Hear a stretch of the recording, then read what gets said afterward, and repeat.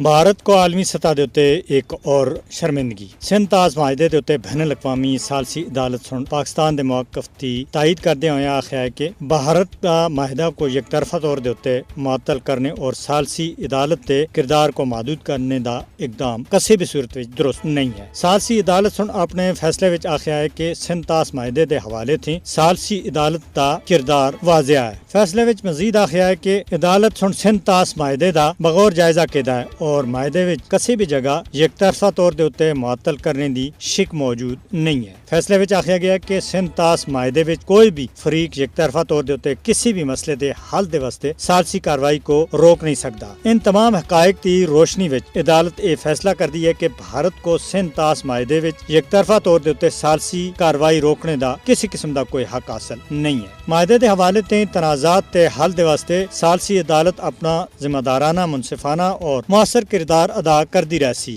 یہ گل یاد رکھنی چاہیے کہ بھارت کی طرف تے مغربی دریاواں دے اتے قانونی طور دے اتے آبی ذخائر دی تعمیر دے خلاف پاکستان سن 2016 وچ ثالثی عدالت تے رجوع کیتا سا۔ بھارت سن اس دے واسطے ثالثی عدالت تے غیر جانبدار ماہر دی تعیناتی دی درخواست کیتی سی، جس دے اتے عدالت وچ کاروائی پہلے تھی جاری ہے۔ حکومت پاکستان سن سنتاز معاہدے دے حوالے تھی مستقل عدالت برائے انصاف دے تحت ثالثی عدالت تے فیصلے دا خیر مقدم کیتا ہے۔